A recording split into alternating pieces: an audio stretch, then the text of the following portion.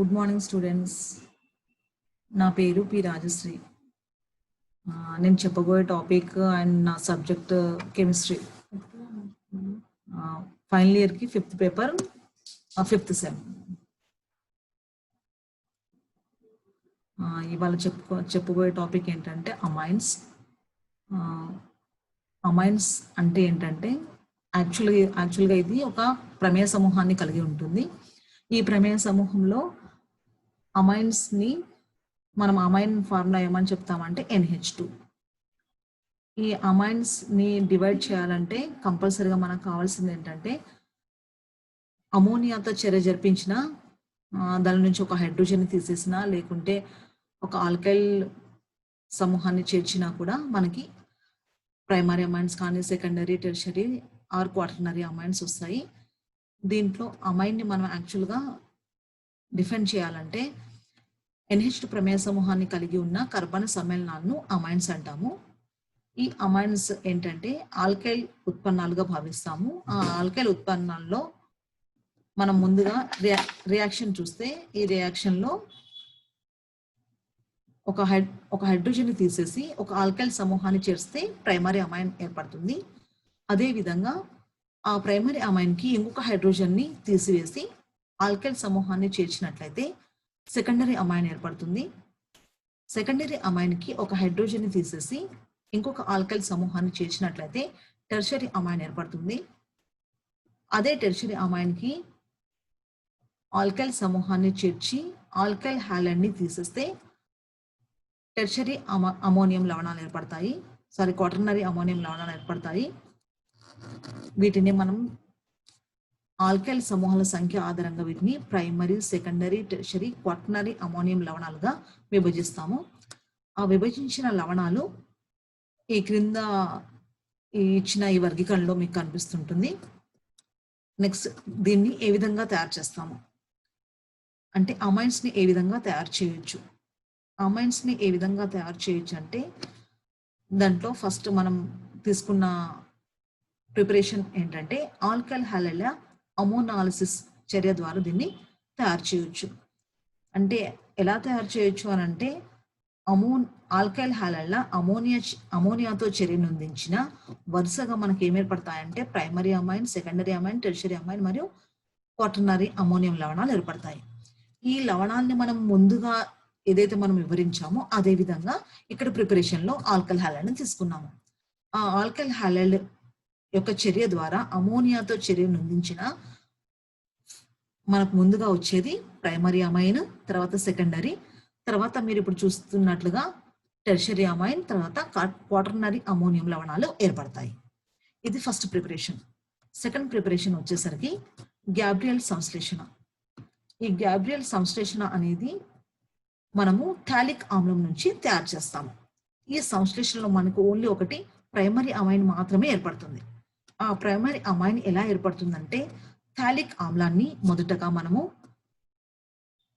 Phthalic ఆమ్లంలో ఉన్న ఒక water మాలిక్యూల్ని తీసివేసేస్తే మనకు థాలిమైడ్ ఏర్పడుతుంది. ఆ థాలిమైడ్ నుంచి మనము పొటాషియం హైడ్రాక్సైడ్ లవణంని చేర్చి ఒక వాటర్ మాలిక్యూల్ని తీసేస్తే మనకి పొటాషియం థాలిమైడ్ ఏర్పడుతుంది. ఈ పొటాషియం థాలిమైడ్కి ఆల్కైల్ హ్యాలైడ్ని లేదా సేమ్ లవణాన్ని ఒక పొటాషియం హ్యాలైడ్ని తీసేస్తే మనకి తిరిగి ఒక ఉత్పన్నాన్ని ఏర్పరచుకుంటుంది. ఆ ఉత్పన్నాన్ని జల విశ్లేషణ గురి చేసినట్లయితే ప్రైమరీ అమైన్తో పాటు తిరిగి మనకు మొదట ఏర్పడిన థాలిక్ ఆమ్లం ఏర్పడుతుంది. అంటే థాలిక్ ఆమ్లము ఏర్పడడం ద్వారా మనకు అది గ్యాబ్రియల్ సంశ్లేషణ అని ఏర్పడుతుంది. ఈ గ్యాబ్రియల్ సంశ్లేషణ రావాలంటే ఏం చేస్తున్నాం, మనము మొదటగా థాలిక్ ఆమ్లాన్ని చేస్తున్నాము. తిరిగి మనకు రియాక్షన్ లో లాస్ట్ ప్రైమరీ అమైన్ ఏర్పడేటప్పుడు దాంతో పాటు థాలిక్ ఆమ్లం కూడా ఏర్పడుతుంది. ఇది సెకండ్ ప్రిపరేషన్. థర్డ్ ప్రిపరేషన్ వచ్చేసరికి ఆఫ్మెన్ చర్య లేదా దీన్నే ఆఫ్మెన్ బ్రోమోమైడ్ అని కూడా అంటాము.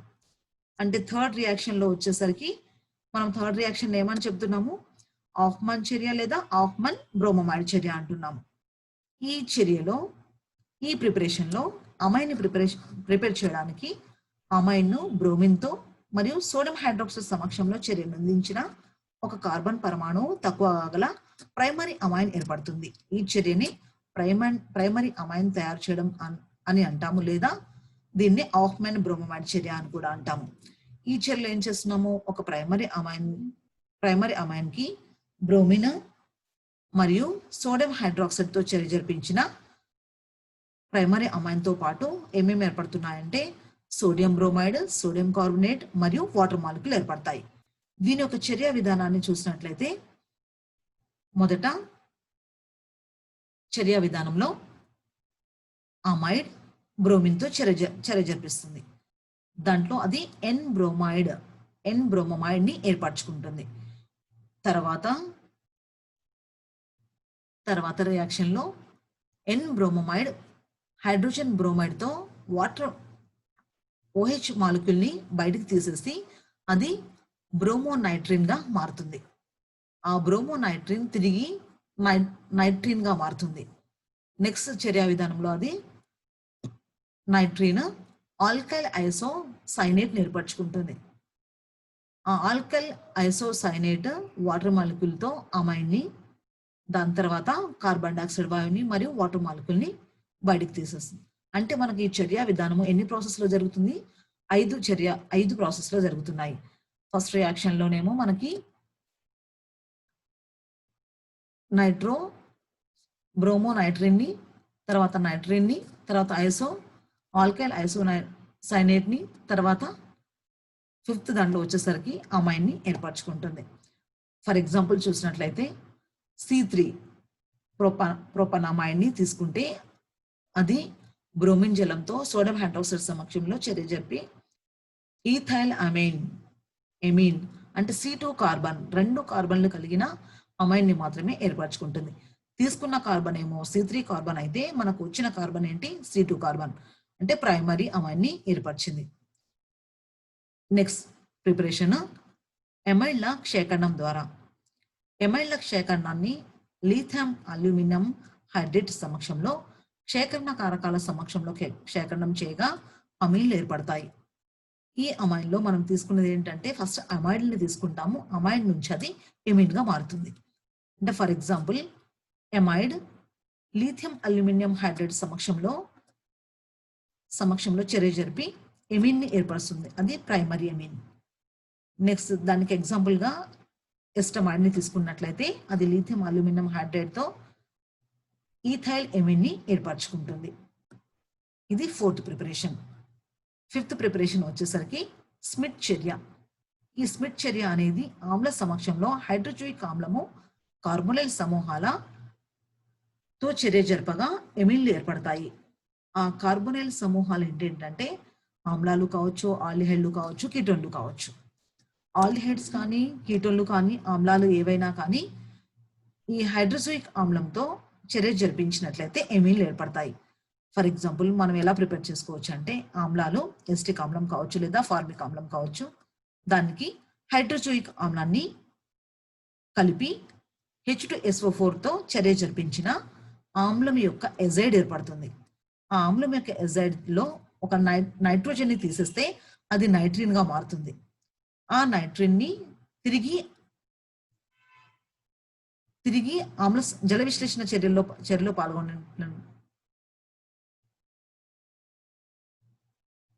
తిరిగి దాని యొక్క భౌతిక ధర్మాలు యాజ్ యూజువల్ గా అవి వాయువులు మరియు అమోనియా వాసన కలిగి ఉంటాయి.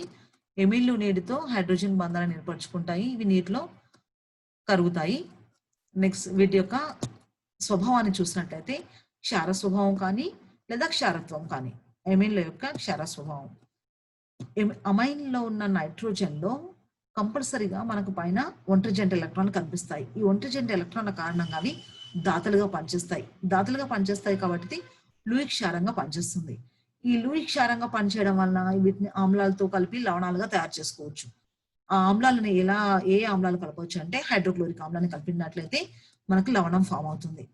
దీంట్లో మనకు నైట్రోజన్ పైన ఏం కనిపిస్తుంది, ఒంటరి జంట ఎలక్ట్రాన్లు కనిపిస్తున్నాయి కాబట్టి ఇవి ఎలా మారుతాయంటే అమైన్లతో కలిసి, ఫర్ ఎగ్జాంపుల్ గా మీథైల్, మనం ఎన్ని మీథైల్ యాడ్ చేస్తే అన్ని మీథైల్ లవణాలు ఏర్పడతాయి. ఒక మీథైల్ లవణం ఏర్పడుతుంది, దాన్ని మీథైల్ అమైన్ అని 2 అయితే దాన్ని డైమిథైలామైన్ అని, 3 అయితే దాన్ని ట్రైమిథైలామైన్ అని, మిగతా అన్ని వాటి యొక్క క్షార స్వభావాన్ని కలిగి ఉంటాయి.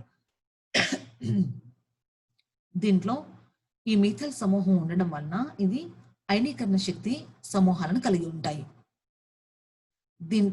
దీని యొక్క కారణం ఏంటంటే నైట్రోజన్ పై మీథైల్ సమూహాల సంఖ్య పెరుగుతున్నా కొలది నైట్రోజన్ పై ఎలక్ట్రాన్ యొక్క సాంద్రత క్రమంగా పెరుగుతుంది.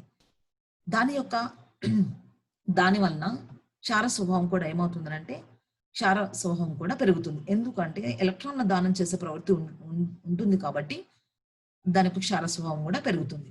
కనుక వీటి యొక్క క్షార స్వభావాన్ని మనం ఎలా చెప్పొచ్చు అంటే టెర్షరీ గ్రేటర్ దాన్ సెకండరీ,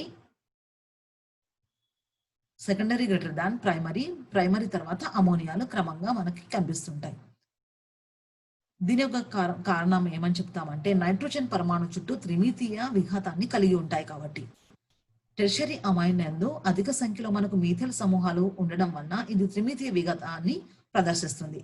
ఈ త్రిమితీయ విఘాతాన్ని ఎందుకు ప్రదర్శిస్తుందనంటే టెర్షరీ అమైన్ లో నైట్రోజన్ పరమాణుపై ఎలక్ట్రాన్ జంటను దానం చేసే అవకాశం ఏమవుతుందంటే తగ్గుతుంది. కనుక అమైన్ల యొక్క క్షార స్వభావం క్రమంగా ఈ క్రింది విధంగా ఉంటుంది. ఎలా అంటే secondary greater than primary, greater than tertiary, greater than అమోనియాగా.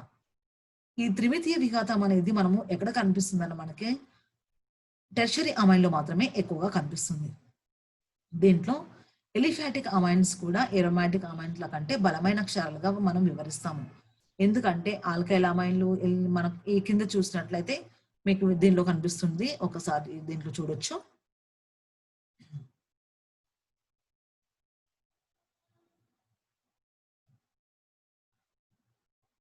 దీని యొక్క క్షార స్వభావం ఎలా ఉంటుందంటే ఆల్కైల్ అమైన్ కి ఏరోమాటిక్ కి ఎలిఫాటిక్ కి మనకు 2 డిఫరెన్సెస్ ఏంటనేది దీంట్లో చూడొచ్చు. దాంట్లో మనకు కనిపిస్తుంది ఫస్ట్ ఎనిలిన్, తర్వాత ఎన్-మిథైలెనిలిన్, తర్వాత N, డైమిథైలెనిలిన్ యొక్క క్షార స్వభావాన్ని ఈ విధంగా చర్చించవచ్చు.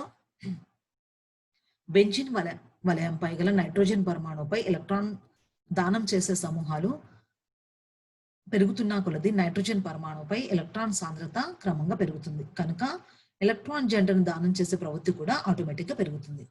అందువలన క్షార స్వభావం ఏమవుతుంది, ముందుగా dimethyl aniline N, dimethyl aniline greater than N methyl aniline, దాని తర్వాతనే ఎనిలిన్ ఈ క్రమంలో మనకి కనిపిస్తుంది. ఎలక్ట్రాన్ దాత సమూహాలు పారాస్థానంలో ఉంటే దాన్ని ఎనిలిన్ యొక్క క్షార స్వభావం పెరుగుతుంది. ఎలక్ట్రాన్ ఉపసంహారక సమూహాల యొక్క పారాస్థానంలో ఉంటే ఎనిలిన్ క్షార స్వభావం తగ్గుతుంది. అది ఫస్ట్, సెకండ్, థర్డ్ గా చూపిస్తున్నారు. ఒకసారి పైన మీకు చూపించిన పైన పటంలో చూడొచ్చు. ఎలక్ట్రాన్ దాత సమూహాలు ఏంటంటే అది హైడ్రాక్సిల్ సమూహాలు కావచ్చు, అమైన్లు కావచ్చు, లేదా మిథాక్సి సమూహాలు కావచ్చు, లేదా మీథైల్ కావచ్చు, లేదా ఈథైల్ కావచ్చు. ఎలక్ట్రాన్ ఉపసంహారక సమూహాలు ఏంటంటే నైట్రోజన్ కావచ్చు, నైట్రో కావచ్చు, సైనైడ్లు కావచ్చు, సల్ఫోనిక్ ఆమ్లం కావచ్చు, లేదా ఆల్డిహైడ్స్ కావచ్చు. కనుక వీటి యొక్క క్షార స్వభావం మనకు ఎలా కనిపిస్తుంది, సెకండ్ మరియు మన పటంలో చూపించినట్టుగా సెకండ్ పటము ముందుగా ఉంటుంది, దాని తర్వాత ఫస్ట్ వన్, దాని తర్వాత థర్డ్ వన్. ఇది మీరు ఈ క్రమంలో చూడొచ్చు. ఎలక్ట్రాన్ దాత సమూహాలు మరియు ఎలక్ట్రాన్ దాత యొక్క సాంద్రత తగ్గే సమూహాలు అంటే ఉపసంహారక సమూహాలు, ఈ రెండింటిని చూడొచ్చు.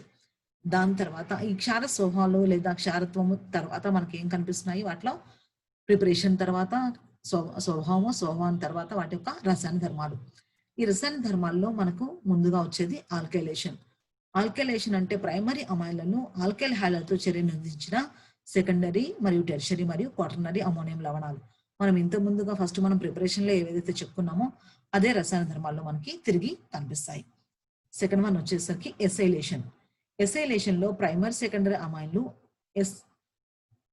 యాసిడ్ క్లోరైడ్లు మరియు ఎసిటిక్ అనహైడ్రలతో చర్యను అందించిన ఎసైల్ ఉత్పన్నాలను ఏర్పరచుకుంటాయి. ఆ ఎసైల్ ఉత్పన్నాలు ఏర్పరచుకునేటప్పుడు ఈ రియాక్షన్ లో మీకు ఆల్రెడీ ఏం కనిపిస్తున్నాయి, అక్కడ ఎసైల్ క్లోరైడ్ మాత్రమే. ఎసైల్ క్లోరైడ్ మాత్రమే దేంతో చర్యను అందుతుంది, హైడ్రోజన్ తో ఒక సిఎల్ బయటికి వెళ్ళిపోయి ఎస్ఎల్ గా బయటికి వెళ్ళిపోతుంది. మిగిలిన ఫార్మేషన్ లో అది N-ఎసిటైల్ అమైన్ ఏర్పడుతుంది, లేదా దాన్ని N-మిథైల్ అమైడ్ అని కూడా అంటాము. అదే సెకండరీ అమైన్ లో వచ్చేసరికి సేమ్ సెకండరీ అమైన్లో కూడా ఒక హైడ్రోక్లోరిక్ HCl ని బయటకు తీసేసి మిగిలిన ఫార్మేషన్లో మనకు ఎన్ మిథైల్, ఎన్ ఎసిటైల్ లేదా ఎన్ మిథైల్ అమైన్ ని ఏర్పరచుకుంటాయి. ఇది మీకు 2 రకాలుగా కనిపిస్తున్నాయి. 2 మీథైల్ సమూహాలు ఉంటాయి. అందుకని 2 మీథైల్ సమూహాలు ఉండడం వలన దీన్ని మనము సెకండరీ అమైన్ అంటున్నాము. అదేవిధంగా థర్డ్ రసాయన ధర్మాల్లో వచ్చేసరికి లేదా కెమికల్ ప్రాపర్టీలో వచ్చేసరికి కార్బైల్ అమైన్ చర్య లేదా దీన్ని ఐసోసైనైడ్ చర్య అని అంటాము లేదా పరీక్ష అని అంటాము. దీన్ని ప్రైమరీ అమైన్ను క్లోరోఫామ్తో మరియు లేదా ఆల్కహాలిక్ పొటాషియం హైడ్రాక్సైడ్తో వేడి చేస్తే చెడు వాసన గల ఐసోసైనైడ్ ఏర్పడుతుంది.